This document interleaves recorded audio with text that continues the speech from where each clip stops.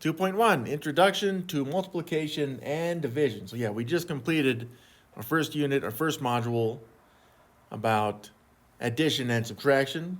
Of course, we saw some properties and some applications, some word problems there as well. So now we're going to do pretty much the same process with multiplication and division. And you see this dot up here. Sometimes it's kind of shown as an X like this. And you can use an X, but there will be a time, well, definitely in 980, they kind of stop using the X for multiplication because, well, of course, X is a letter. You could say a cross, that's fine too, but generally speaking, we try to use a dot, right? Like, because if I'm writing this out, and if I haven't said this already, math people are pretty lazy this way, right? If I was to write 6 times 4, it's easier to write it like this rather than to even just, and I know that wasn't too bad, just putting a cross between there. But the dot is even easier, okay? Now, it is possible to not actually have to show multiplication. And so sometimes, like 6 times 4 may look something like this. Now, I used a word for multiplication, which isn't really on this list. So multiplication could be just said as times, right? And why is it times? I don't really know why exactly, like the historical reasons. I kind of assume that that it's because that one of the numbers is happening a certain number of times. But I could be completely wrong on that, right? Oh yeah, this is also important. So I know we're kind of just jumping into multiplication, but really multiplication is simplified addition. So if you go back far enough in history, math people, I don't know how often this was exactly happened, but it happened often enough that they thought, well, we gotta find a way to simplify this garbage. So they'd say something like, I don't know, 5, right? Let's say 5 plus 5 plus 5 plus 5 plus 5 plus 5. I'm going to stop there. Let's stop there, okay? And you could write more 5s if you wanted, but remember, it's simplified addition. It's more like simplified repeated addition. So if you have a number that's repeatedly being added to itself, yeah, and I did that. It wasn't too bad, right? It didn't hurt my hand. It didn't hurt my wrist, my fingers. But if you start doing that, eventually, it kind of wears on the mind a little bit. And it's like, oh, there's got to be a faster way to do this. And so math people did. They came up with a faster way to do it. And so they used two values to represent a long addition problem like this, as long as the numbers were the same here. And they call these two values factors. So when we refer to numbers being multiplied, both of them can be factors. In fact, even if you saw more numbers being multiplied like this, it's still a factor, okay? Not that we need to worry about that now, but a problem like this one would say you got two factors, right?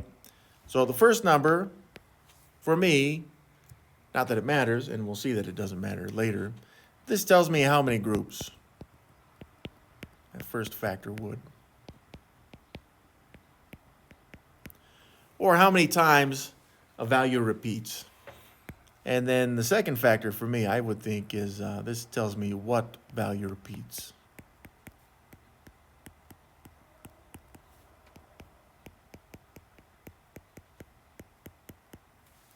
So if I wanted to change this addition problem into multiplication, I'd say, at first I'd have to count how many 5s there were. I'd say, okay, 1, 2, 3, 4, 5, 6. I got 6 5s.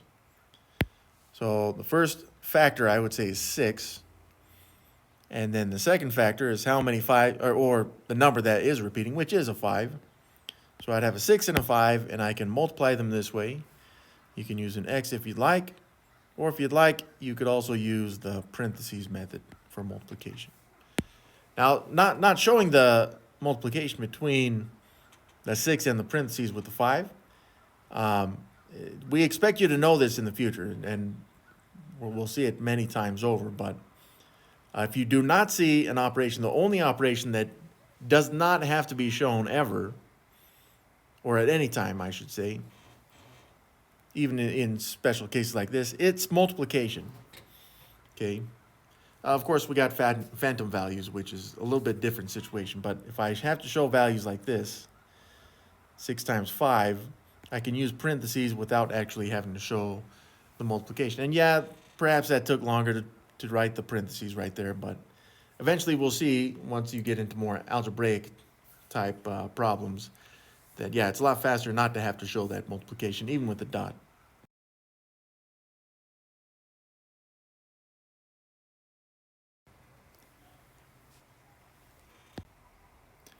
Um, and I said that the first factor was how many groups, and then the second factor tells us what value repeats. But technically speaking, if you wanted to, you could say that the 6 could be the number that repeats, and then the 4 tells us how many of those groups there would be. And we'll see that that is true later on. Right here it says that the answer to a multiplication problem is a product. So this would be the result of a multiplication problem. So repeated addition as multiplication, that's kind of what we were just talking about right there. So in this example, we got repeated addition with the 2's, right? And we know 2 plus 2 plus 2 plus 2 plus 2 is 10. And that would be true. But it could be written as just one multiplication problem, right? It'd say, well, how many 2's do we got? Well, again, there's 1, 2, 3, 4, 5 2's, which is why we've shown the first factor there is 5. And then what value is repeatedly being added to itself? It's a 2. So that means just communicating this a little bit differently, all right? It's saying exactly the same thing between these two, which a lot of students forget. Saying 2 plus 2 plus 2 plus 2 plus 2 is 10 is the same thing as 5 times 2 is 10. And that may be kind of slightly disconnected right now just because we don't have the experience with this stuff. But it is. And again, this kind of goes back to a few lessons ago, is mathematics really is just, it's kind of manipulating things to be what you want it to be, right? Like, this would be like saying 10. What is 10? Okay, and I don't mean to make that theoretical or more, what's the word I'm thinking of? Philosophical. I don't mean to make this more philosophical than it needs to be, but if I said, what is 10? You could say, well, it's 2 plus 2 plus 2 plus 2, right? And that would be correct. But if you said it's 1 plus 1 plus 1 and you did that 10 times, you'd be, okay, that works too, right? So we're just saying, well, there's a different way to say 10, and that would be 5 times 2. Of course, there's an infinite number of ways we can say 10, but we're changing the format from addition now into multiplication, which should simplify things for us. But this change is, I think it's kind of big. Right? We're saying, okay, we're showing lots of 2's right here, but suddenly now we've got 2 factors, right? And we've even changed the vocabulary. Instead of using addition, we're changing the vocabulary now to multiplication. So if you feel like you struggle with this stuff, just understand that it does take some time to get used to not only the vocabulary, but the operation itself. So, well, just like we saw with addition and subtraction, you're going to have to, maybe kind of strong, but we highly recommend that you memorize at least the first 12, I say 12, but it's really 13 math facts, which we'll see in a table here shortly. Now, going back on this, right? So 2 plus 2 plus 2 plus 2 plus 2 is 10. But let's reverse this just to show that it would work, right? So let's say that it was, 2 groups of 5, like this. And you may think, well, what would that be? And I'm going to show the repeated addition just because it's not that bad. This would be 2 groups of 5. So that would be 5 and 5 added together. And we've already seen this as addition. 5 plus 5, we should know now, is 10. Even if you have to use your fingers, and that would be fine. Right? So 2 times 5 also is the same answer, 10. So you see now, and I hope this answers the question here. It was 5 times 2, which is 10, which we proved with addition. But when we switch those as 2 times 5, which is 5 plus 5, is still 10. So the answer is the same, and this will be true with multiplication. And and Perhaps I'm getting a little ahead of myself because we haven't gone over the properties unit. But yes, this is the commutative property of multiplication, which we will cover in more detail in a later section. So you're going to see problems like this on the assignment. For example, this first one, write the repeated operation as a single operation in condensed form. And the second one, write the repeated operation as still a single operation in condensed form. Now, they're not saying specifically that you should use multiplication, but you should, because it is repeated addition, okay? But what I'd like you to do is just take 30 seconds and try this one out, and then we'll go over it, okay? All right, hopefully that was enough time. If not, just keep working and check your work with what we get. So for me on this one, it is multiplication because it's repeated addition. And would say, well, how many, we got sixes being added to each other. How many are there? 1, 2, 3, 4. So it's 4 of the sixes.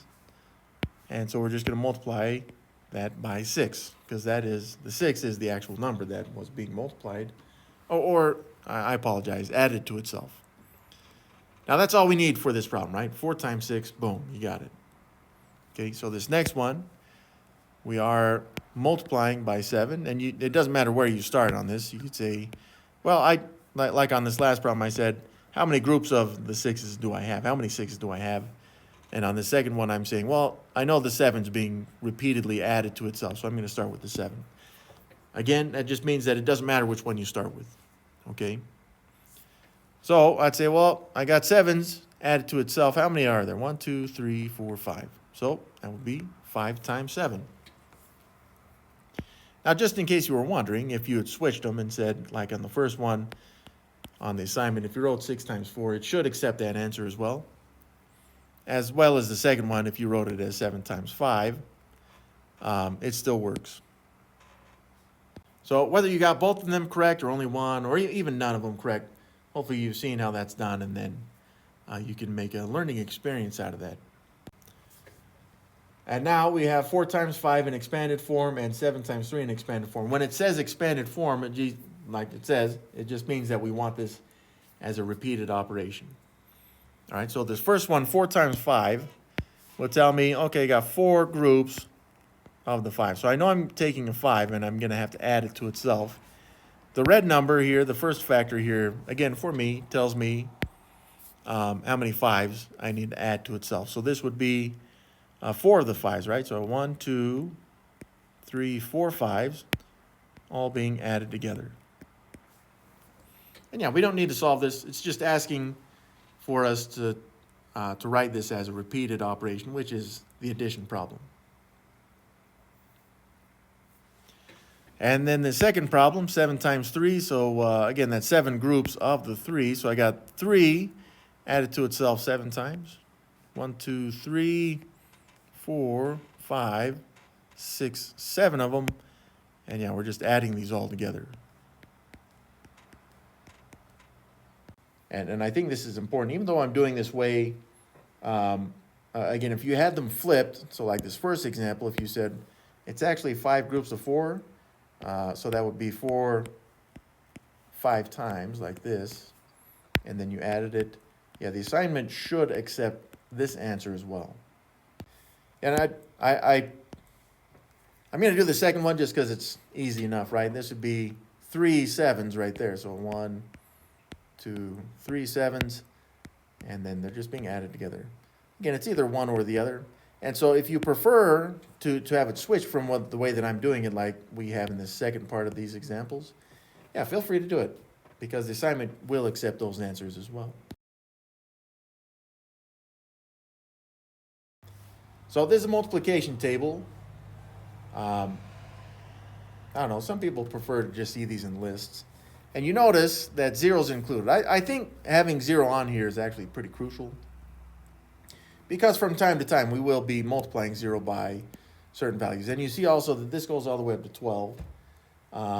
You could say, well, you're going to stop at 10. Like if you could just memorize the first 10 on this, you'd be in really good shape.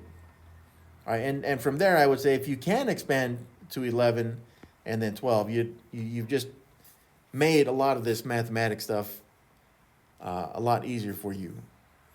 And by math, I'm talking about all the way up into like algebra, algebra 2, that kind of stuff, even trig. As long as you can perform these basic operations, whether you have it memorized or not really doesn't matter. I am encouraging you to memorize these, but um, if you just know a good way to have these down, then you're still good to go. All right. Now let me help you understand how this multiplication table works. So if we saw a problem like we just saw, right? I think we did 7 times 5. Try to get the right pen here. So 7 times 5. What the heck? There we go. 7 times 5. Now on this table, you can find it in either way, right? So I would say, for me, I'd say this first number, that I would probably look at this column, and then the second number would be this top row. Now, if you get them switched, you can see it's not going to matter, and I'll show it that it won't matter. All right, so if I said 7 is the first column there, and then the 5 is the row there at the top, all I really need to do is see where these two lines, or these two this row and column come together, and we see that's at 35 right there, which means that 7 times 5 is 35. Okay, and again, I'll show that the other way works as well. So if I said, you know what, I'm going to use the 5, the second number in the column, and then the 7 will be from the row. Well, then we're going to do the same thing. We're just going to follow the row and column until they meet. And again, that would be the product here at 35. So again, however you do it, 7 times 5, 5 times 7, or if you want to just consider the two numbers switched when you're looking at this multiplication table, it's not going to matter. You're going to end up with the same values. So that can be shown diagonally as well. Right, like if you look at 35, right in the middle is 36, and as it goes diagonally,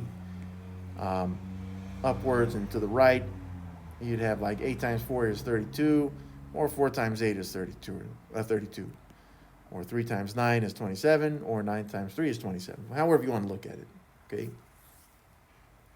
But that's the nice thing about multiplication and the multiplication table is we see these values repeat. It's kind of divided along this vertical line, right? So we see it, everything, I don't know, reflected along that blue line is the same. Along this diagonal like this, okay? Like even down here, the bottom right, 132 and 132, yeah, they're just diagonal from each other because it's through this blue line. Now, this may seem obsolete, but I'm pointing out also that anything times 0 is 0, and that, just like we remember from the addition and subtraction properties for 0, it does have its importance, okay? So 0 multiplied by 1 is 0, 0 multiplied by anything is 0, and we can see it works with the row as well. Like if I did 0 times 11 here, boom, it's still 0.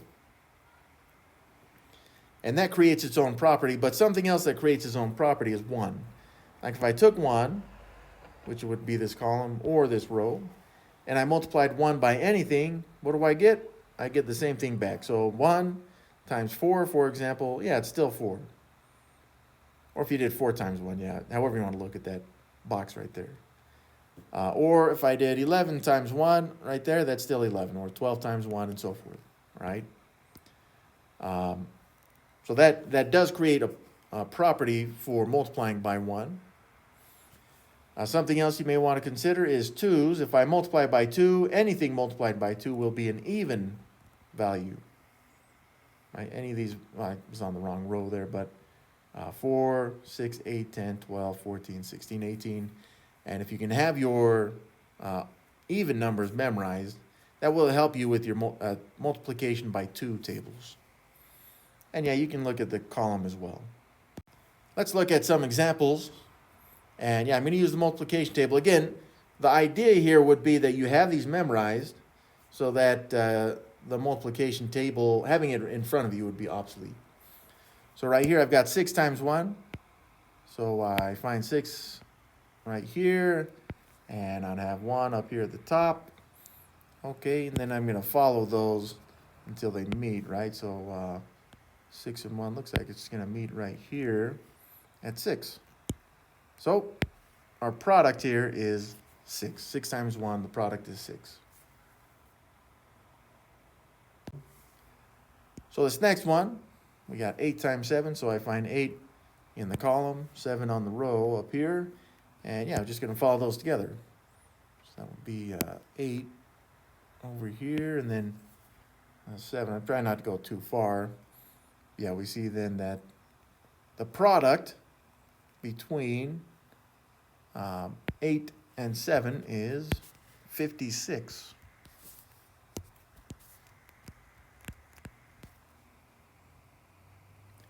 So 3 times 3, do the same thing here. We got a 3 and then another 3 up here. And we'll just follow those lines to each other. So that's 3 and 3 right there. Which we can see the result, or the product, is 9. Oh, there we go. 9. Now, you may not need the table for this one, and again, it would be nice if you didn't. Anything times 0 or 0 times anything is just going to be 0. Let's just show that on this on the chart, right? So it would have 0 and 4, which, yeah, the result there is 0.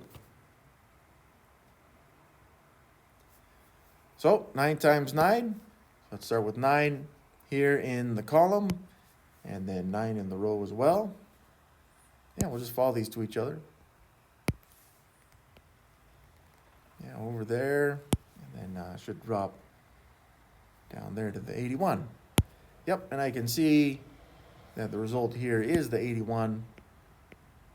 The product of 9 and 9 is 81. Now again, if you're worried about memorizing this, don't worry about it. However, having this stuff memorized, again, it's going to definitely speed up and make things more convenient when you're making your calculations, because right now we're just dealing with a single digit values being multiplied by each other. Once we start getting into double digits, and I'm not talking about 10. 10's an easy one, right? And you may have noticed that from the pattern in the table. It's just whatever number is being multiplied, and then you tack a 0 onto it. I think we'll cover that in more detail in the second section, though. So multiplying by base 10s. Yeah, this is, I guess that's what I was addressing there at the end of that last slide. You just multiply all the non-zero digits in the front. And 0 may be squished between them, which would be fine once we learn multi-digit multiplication. But for now, we shouldn't see that. So what you're going to do is you're going to ignore all the zeros, pretty much, for now. Anything to the right of anything that's not 0. And then once you make your multiplication of the non-zero values, then you tack those zeros on to the product. Yeah, do not add zeros between the numbers. We have to use those in the multiplication, all right? So let's look at some examples of this, which hopefully will help us to understand what all of this means. So right here, I would have 34 times 100. All right, 34 times 100. Now, just like we said, we're gonna take the 2 zeros at the end of 100, and I'm pretty much just going to ignore those 2 numbers, all right? Which means that this problem simplifies into 34 times 1. Now, we haven't done multi-digit multiplication, but what we did notice from the table is anything multiplied by 1 is itself. So 34 times 1 should still be 34. And now that we have that product between the non-zero values, I can take the 2 zeros that we had to start with from the 100 and just tack those on, which makes our final product 3,400. Now, this simplifies the multiplication. We'll see once we start multiplying with multi-digit values without zeros, that this is a nice shortcut for us. So for this next one, we got 40. Yeah, we're going to look at the zeros first. How many zeros is that? 1, 2, 3, 4. That's what I got, which means that, again, this problem changes into 46 times 1. And again, the nice thing about multiplying by 1 is anything multiplied by 1 is itself. So 46 times 1 has to be 46. And then we just tack on, what is that, 4 zeros right there? 4 zeros to this answer, and that would be finished. That looks like it's 460,000 is the product.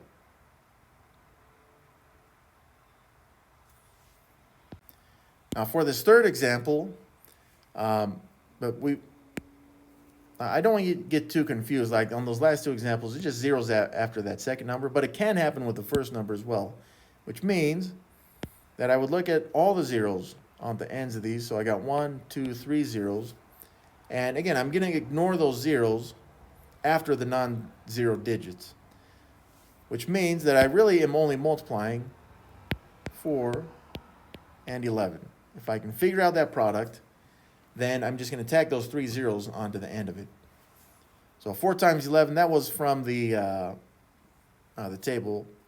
4 groups of 11, and yeah, whether you need to still, like if you still need to show it as repeated addition, 11 plus 11 plus 11, you're still going to get 44 on that.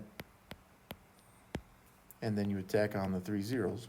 So it looks like our final product on this one is 44,000.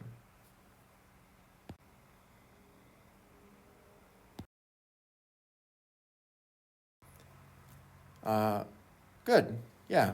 A quick introduction to division, all right? Now, there's a few different ways we can write a division. This is kind of the way we're going to be working with mostly in this class. This is long division symbol right there. And it's kind of funky just because I had to do it with a computer, but when we do it by hand, it'll look a little bit more clean because it will connect these two.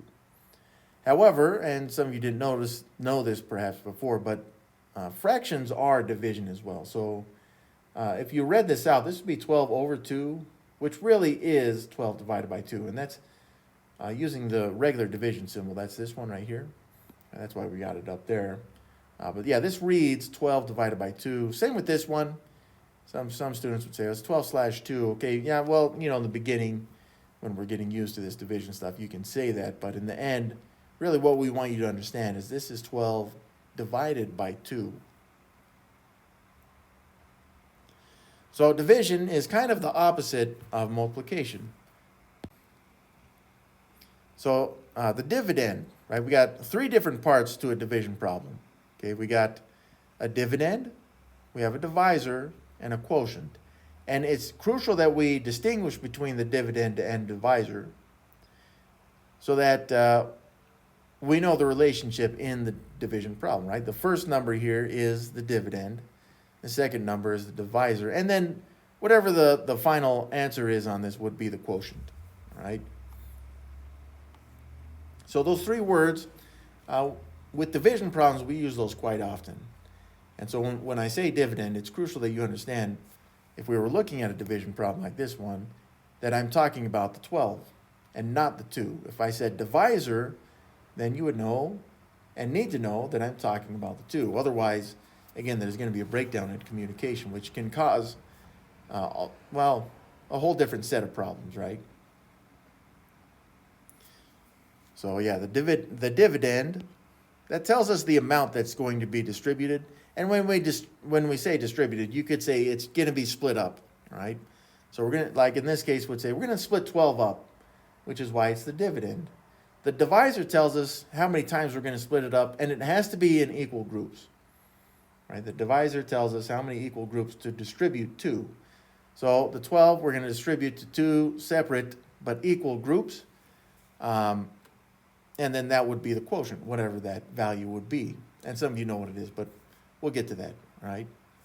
So when dividing, this may be helpful. It's kind of this changing what the question is, right? How many times will the divisor fit into the dividend?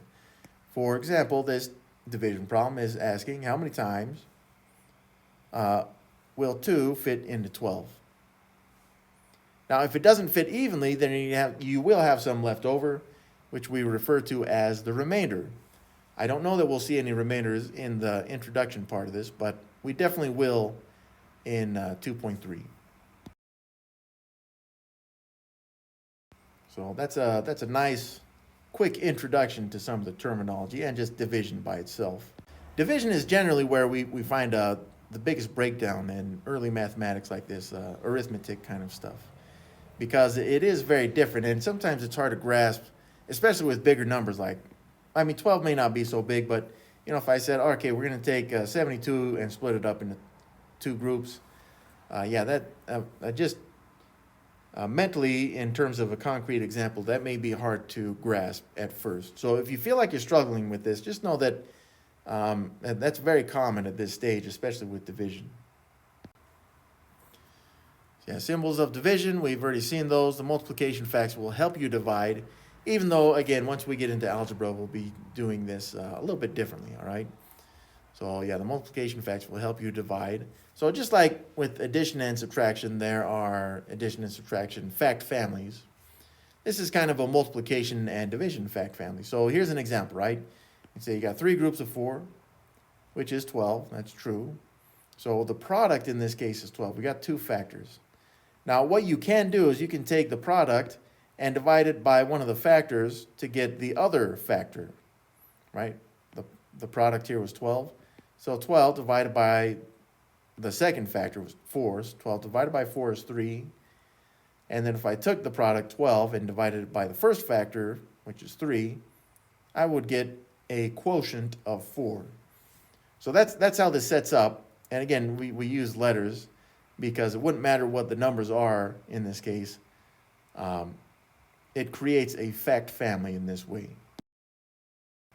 So we'll be using those, even though with some of the lower values, you can use the multiplication table. So objective, divide whole numbers. So this is where the multiplication table becomes doubly important, is because we can use the multiplication table to do division, which is essentially the fact family stuff, right? So if I said, just like we saw in that last example, we wanted 12 divided by 3. So I said 12 divided by 3. That's a divide sign right there.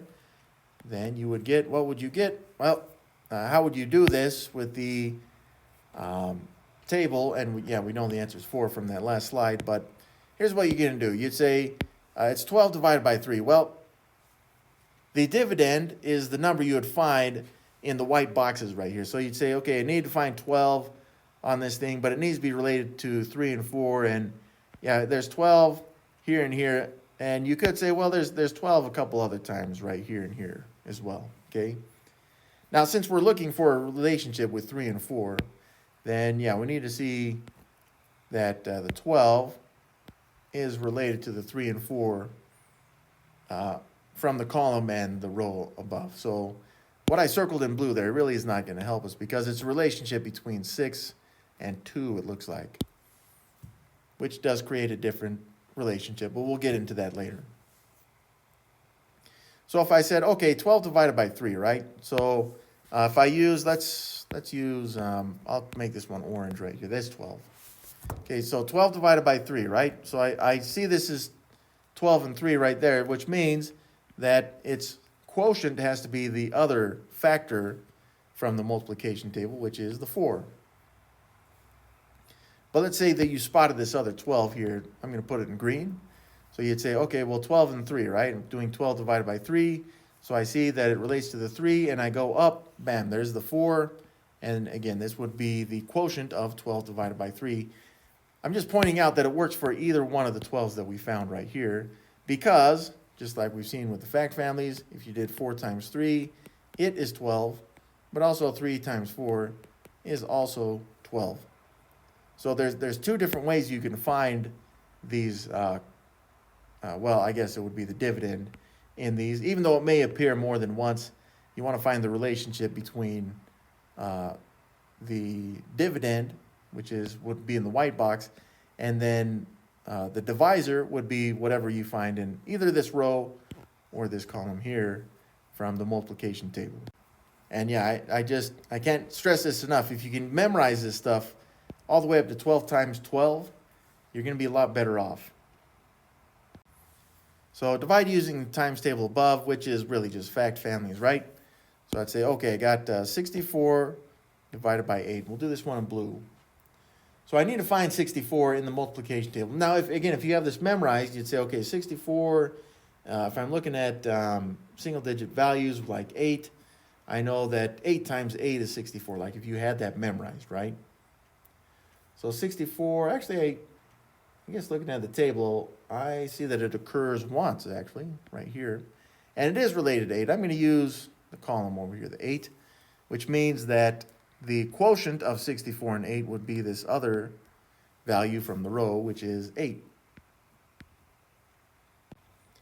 So on this next one, I'm going to do 12 divided by 6. So again, 12 would be the dividend. And yeah, there's looks like there's a few 12s, but like this one. But this relates, again, we're looking at a relationship with 12 with 3 and 4 between these ones. I guess I missed the 12 on that last one. There's this 12 as well, but that relates to 12 and 1 in both cases, so that's not going to work either. What I need is, looks like this 12 here, or you could say this one. Again, it doesn't matter which one you use because we just need to know 12's relationship to 6. So I'm going to use the column again, which is this 6 here. So I see that it has that relationship with 6. So I'm going to follow this line up to the other factor, which would be 2. So 12 divided by 6, that quotient is this 2 here. And it would have worked with this other purple 12, right? You say, oh, there's a 6. And so I can follow it to the column. And yeah, we get the same quotient in this case, either way. All right, so on this next one, 30 divided by 5. So again, 30 would be the dividend. So I need to find 30 in some of these boxes, right? And yeah, I can see in a few different places. I see there's a 30. That's a relationship with 10 and 3, so that's not going to work, which also means that it would be the same as this 30 right here. So neither of those 30s are going to work for me, okay? And again, if you had this memorized, you'd know, well, 30 divided by 5, then you'd be asking yourself, what multiplied by 5 is 30? Okay. Well, if you had that memorized, you'd know what the answer is. But if not, that's okay. So I'm going to continue using the table. So 30, yeah, I can see this 30 here and this one right here. And now I do see a relationship between 30 and this 6 right here, right? So I'd go up here and I see the 5. I said 6. I guess I kind of gave the answer away. I meant the 5.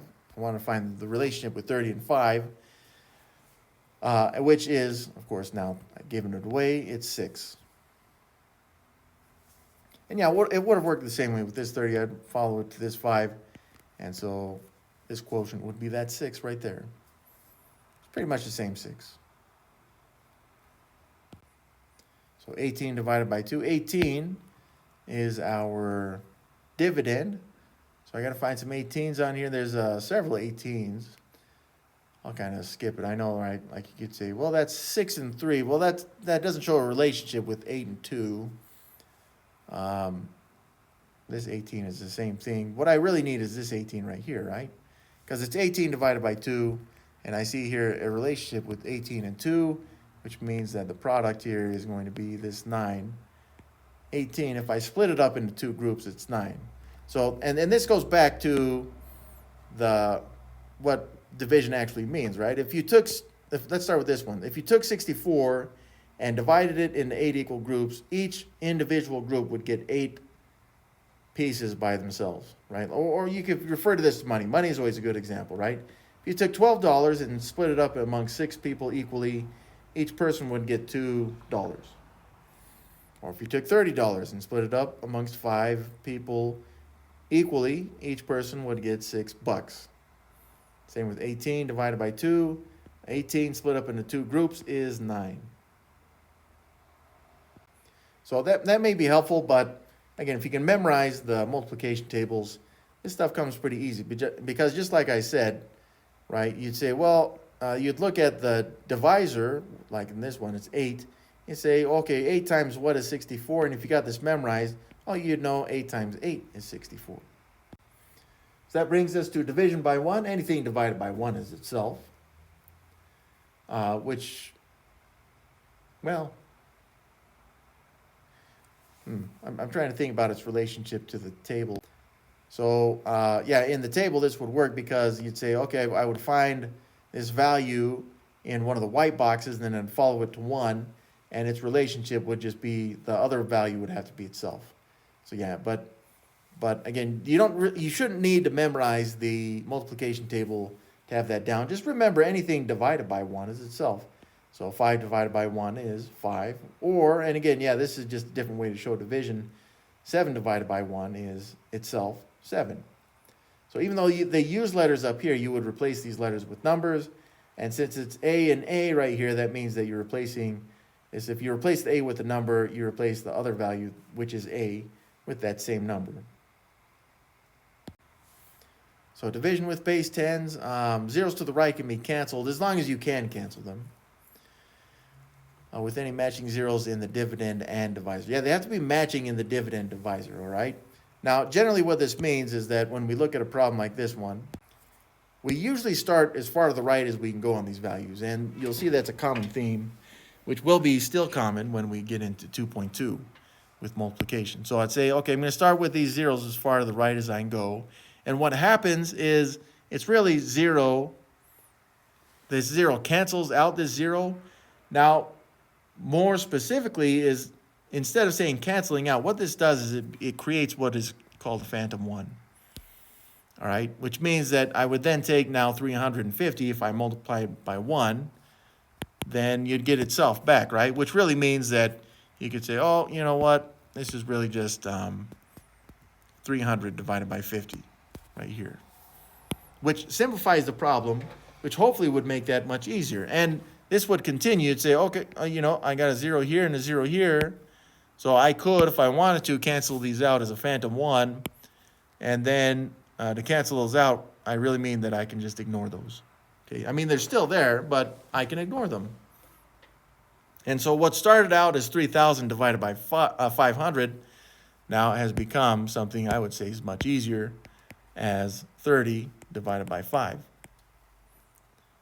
So again, whether you use a fact family or the multiplication table, yeah, you could say, well, 5 times what is 30? Or 30 split up into 5 equal groups, that's going to be 6. Which I think is a lot easier than dealing with, 3,500, unless you're very familiar with your 500 tables. That would be fine.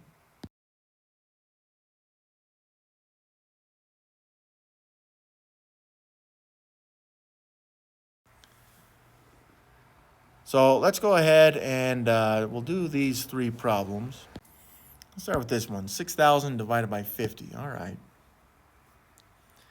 Well, we haven't done long division yet, so this may come as a surprise. But what I can start with is saying, oh, I got this 0 as far to the right as I can go in this one. 1 in the numerator. I'm sorry, 1 in the dividend and 1 in the divisor. We haven't gotten into numerators and divisors, denominators yet. So 1 in the numerator.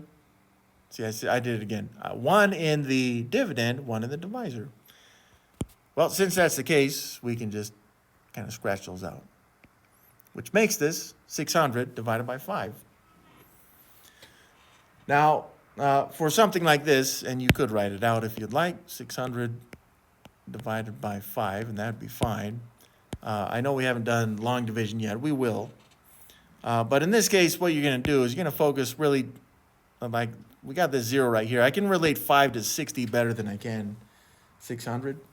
So I'm going to simplify this problem into 60 divided by 5, knowing that my answer is going to need this 0 here. Okay, which creates rules, which we'll go over in more detail in 2.3. But for now, I'd say 60 divided by 5 equals something, okay? And so again, we may think back to our multiplication fact families or the multiplication table, and I'd say, oh, 5 times what is 60? And this is where it's important to go all the way up to 12 on that. But then I've got this 0 that I need to tack onto it, which means that what would have been 600 divided by 5 really is 120. Or 600 divided up into 5 equal groups is 120. This problem looks, I think, more complicated than it is. We'll see why here in a moment. But remember, we need matching zeros in the dividend and the divisor here. And if they do match, then we can kind of cross those out this way. But I got another match in the dividend and divisor here. So dividend, I'm going to cross this one out and this one. Now I'm using 2 marks to indicate which one I crossed out with which or canceled out with each. But remember, this is really just phantom 1 stuff. So I'm actually going to erase these to make this look a little bit better, hopefully. Okay, so I got, what is that, 710,000 divided by 1. But we remember, hopefully, that anything divided by 1 is itself. So really, 710,000 divided by 1 is just 710,000.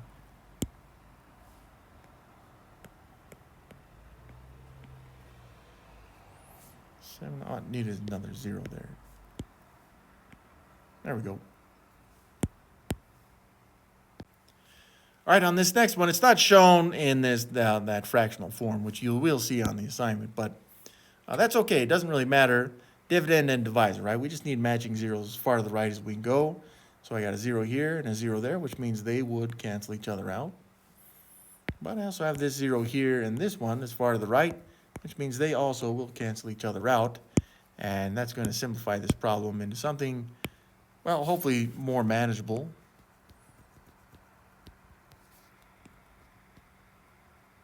Yeah, perhaps not, since we haven't done long division yet, but this will still work. It kind of works the same way as that other one. So on this one, right, we're going to take that 0 from the 240. And I'm just going to kind of set it aside, knowing that it will be attached to whatever the quotient is. But I'm going to simplify this into now 24 divided by 12. All right, and again, I'm just going to tack on that 0 to whatever this quotient is, whatever it is. And yeah, this again, the multiplication table may be quite useful.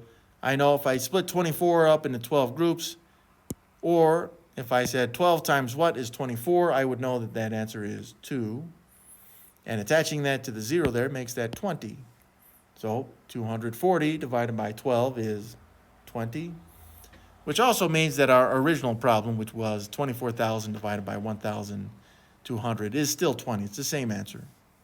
But by getting rid of those zeros, hopefully you see, or hopefully you feel like that at least simplifies these problems for you.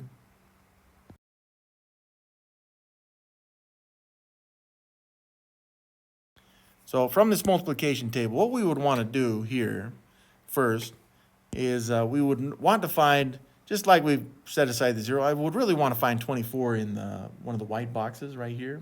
And yeah, I do want it to be related to 12, right? So if you wanted to, you could even start by looking in the 12 column or the 12 row here at the bottom.